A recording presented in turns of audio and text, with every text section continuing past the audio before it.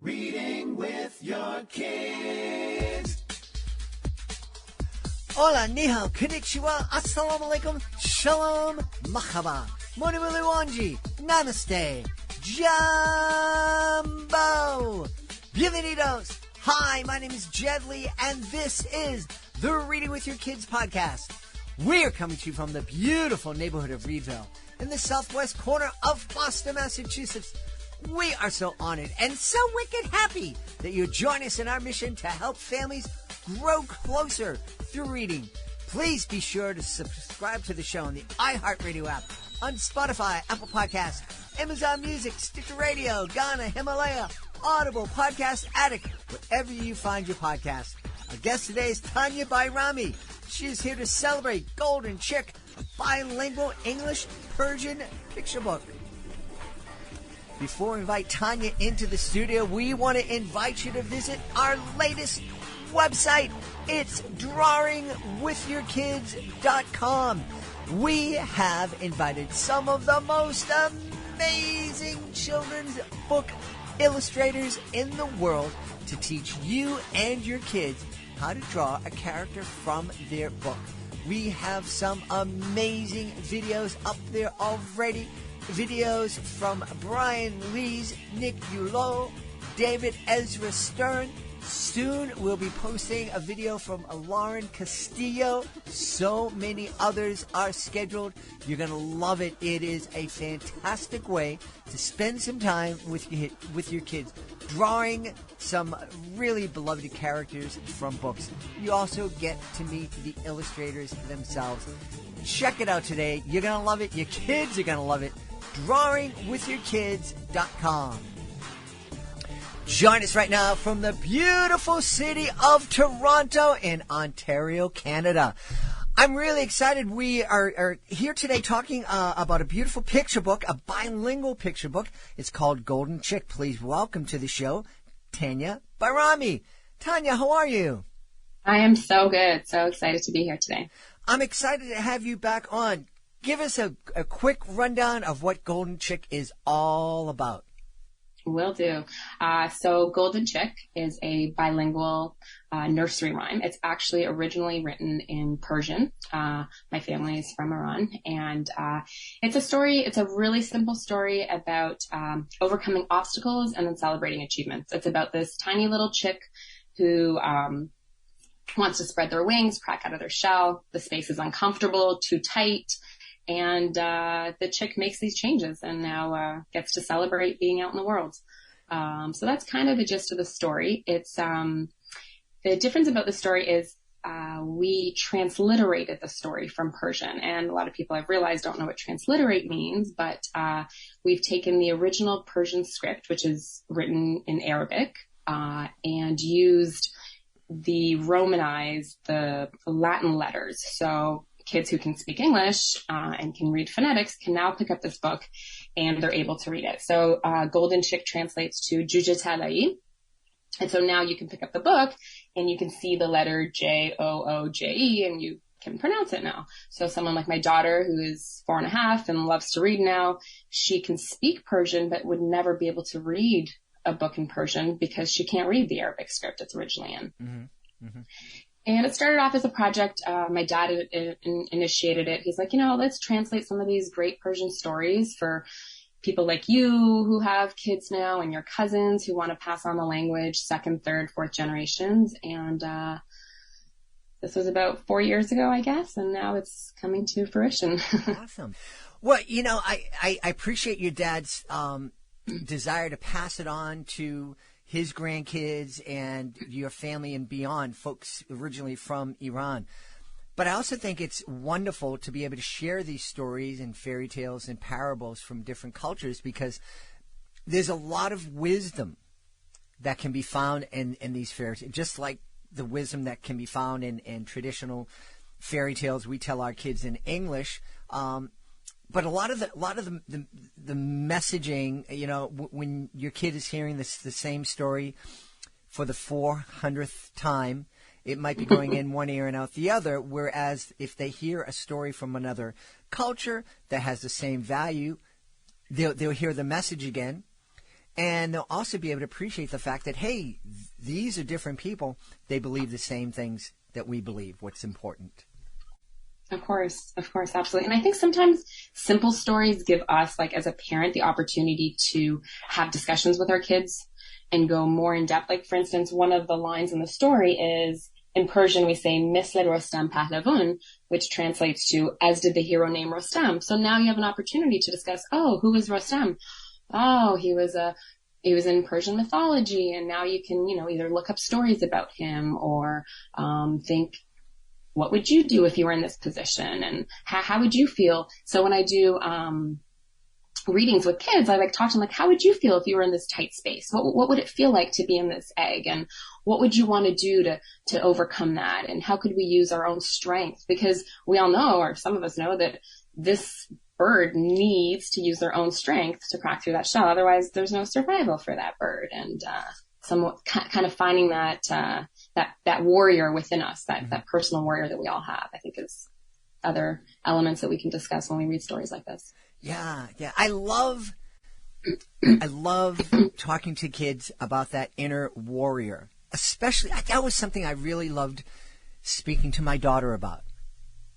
And just really kind of driving that idea into her that, a warrior isn't necessarily somebody that's going out and waging war on other people. But it's a warrior is somebody who is strong, is able to stand up to their challenges. And I think that's an especially important message for all of our kids. But at the time, it was really important for me to share that with my daughter. Of course. And then along with that, we can teach them little skills that they can develop, like breathing skills and things that can bring them into that inner peace and that inner warrior and how to access it when you are having those feelings. And I remember my niece, who's now 16, 17, actually she's 17,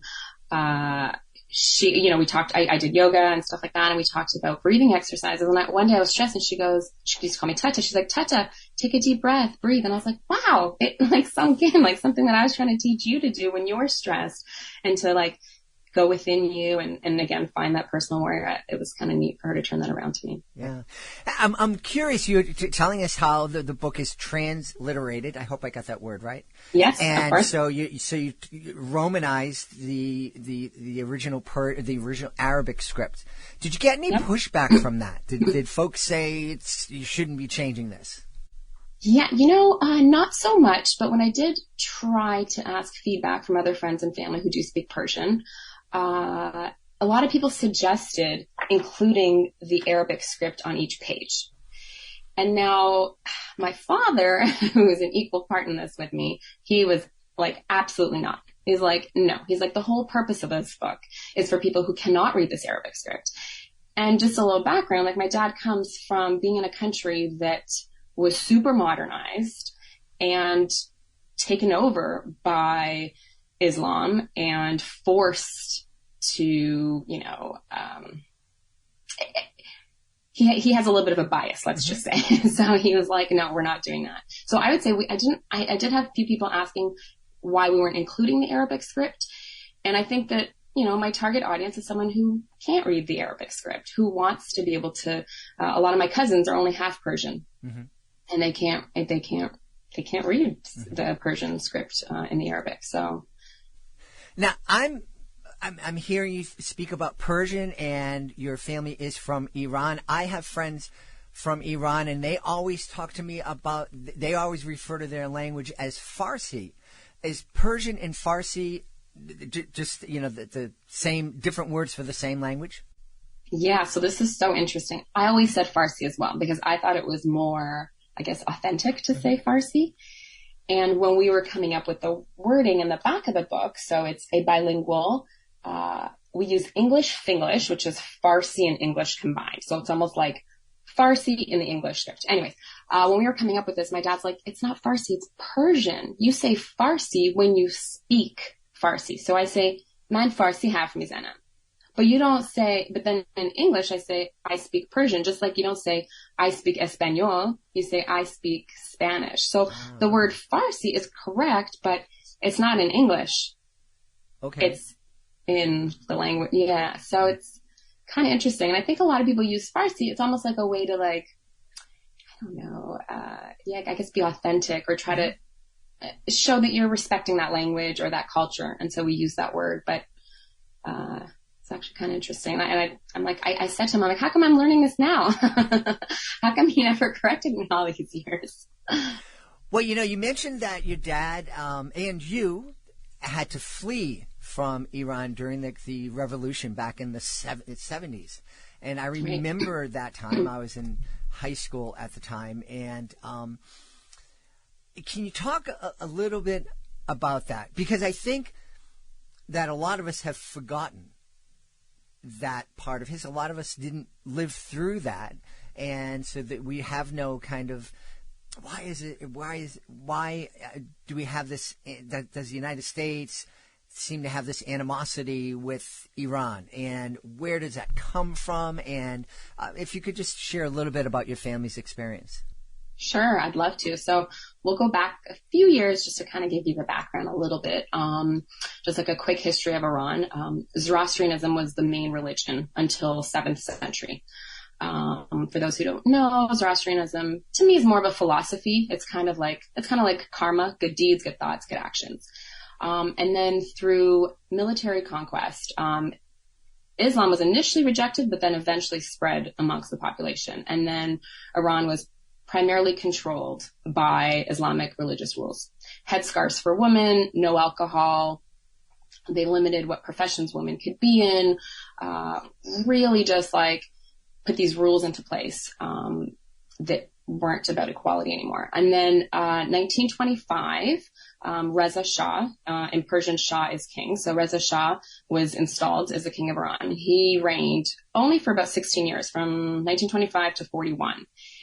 And before then, so he pretty much modernized this extremely religious, somewhat of an ancient country. He had many flaws, and that's kind of coming up right now with everything that's going on in Iran. But he is credited with modernizing the country. The construction of the railways, modern judiciary system. Before then, my dad was telling me, he's like, you had a problem over land or something, you take your issue to the clergy, and he would decide. He's like, hey, I'll decide what's going to happen. He also created a modern education system, implemented last names. People didn't have last names prior to that, ID cards. His changes were quite extreme. They went so far as he banned clerical dress. So he eliminated head coverings for women.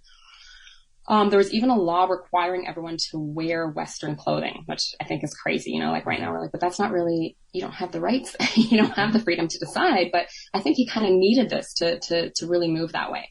Restaurants, hotels, cinemas, they were forced to open their doors to both sexes. So there was really huge gains in modernization and equality. He was forced to leave in 41, and his son came into power. And the next 37 years he was in power, he continued to modernize the country. There was this rapid industrial military modernization, as well as economic social reforms. Iran at that point was like the fastest growing economy. Something like the national income rose 400 times, like huge, huge changes. So now fast forward a few years, sorry, I lost my train of thought. So he was in power. And then, in 79, they put Khomeini in power, and he now moved the country from a super modernized, country into this, Islamic country. So, I was born in 81. My family around that time, my dad was really, he was involved in TV and radio, and he was quite outspoken. And so we had to flee Iran. It was no longer safe for us to be there. And we left to Turkey first and then to Canada. And my dad was telling the story about how one day my sister came home. So this is after Khomeini came into power. And my sister came home and said to my dad that they asked her, do your parents drink at home? And she said no. She's like, Dad, did I do the right thing? And so my dad's like, oh, if my daughter feels like she has to lie now to protect us, like that was kind of like, I think the last straw for him. And so that's when we left. And, I didn't know all of that history. And I think it's important, because I don't expect people to sit down with their 5-year-olds that Golden Chick was written for to talk about, the geopolitical situation that's happening in Iran and between the States and Iran and whatnot. But a lot of families with 5-year-olds also have 15-year-olds and 16-year-olds, and someday those 5-year-olds will be 15 and 16. And I think that it's important for us to speak with our kids about what's going on in the world.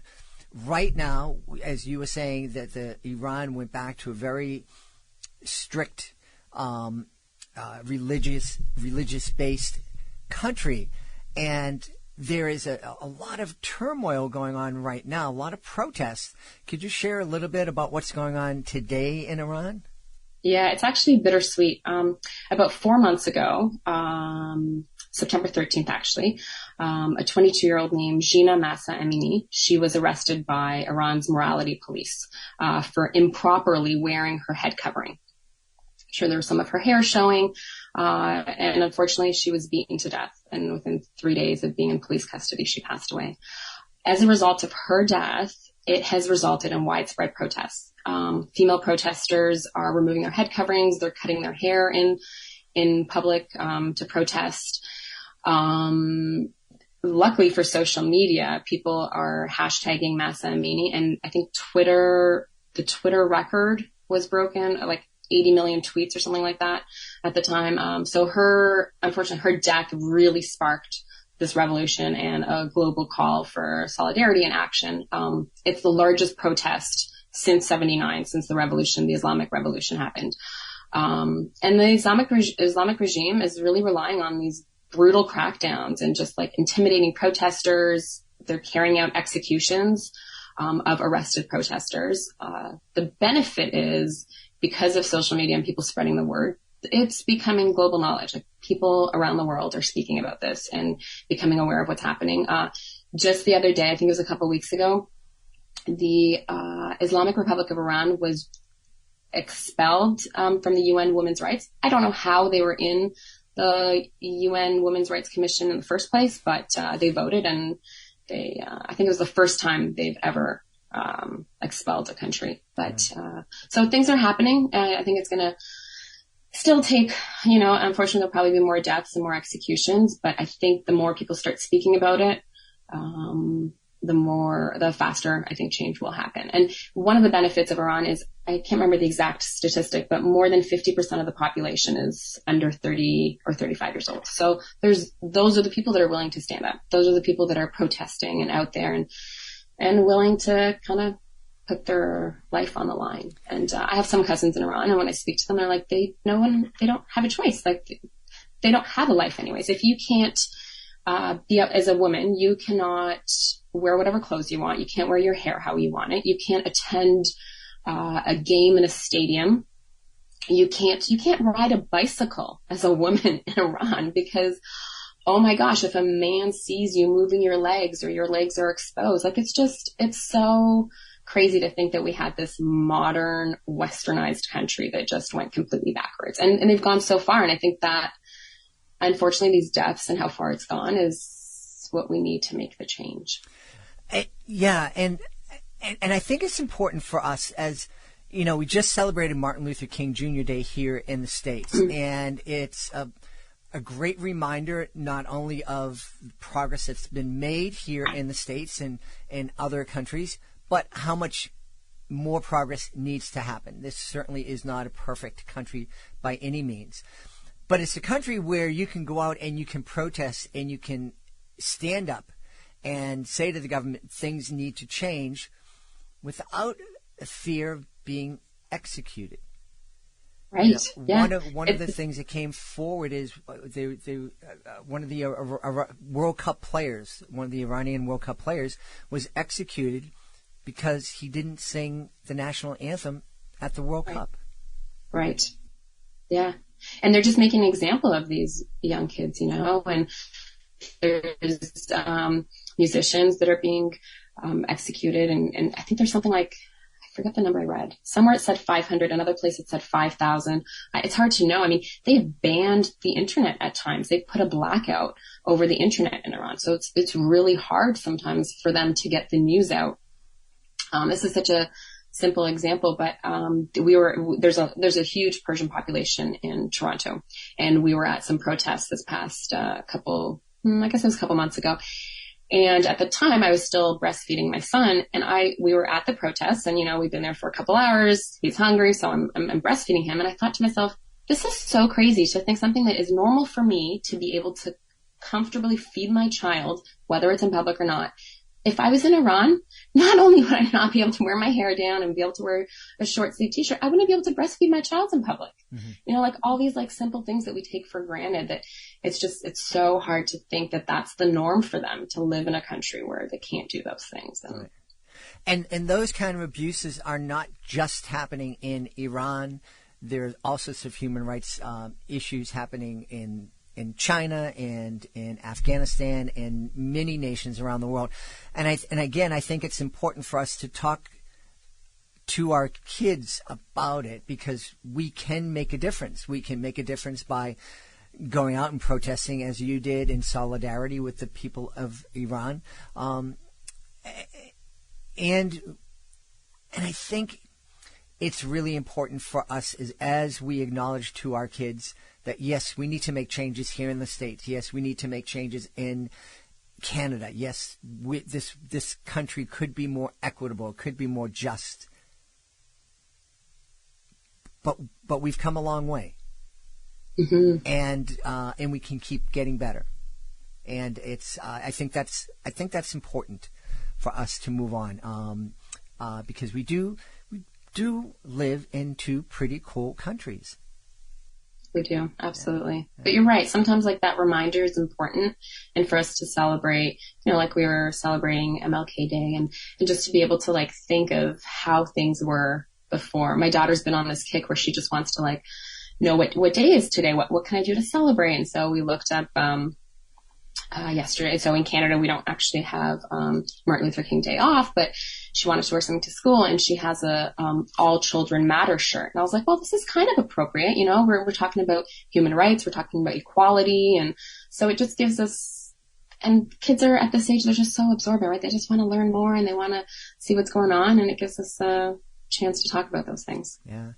So Golden Chick is out in the world, and we're introducing kids not only to the fable of Golden Chick, but we're also introducing kids to the Persian language. Are there plans for more books?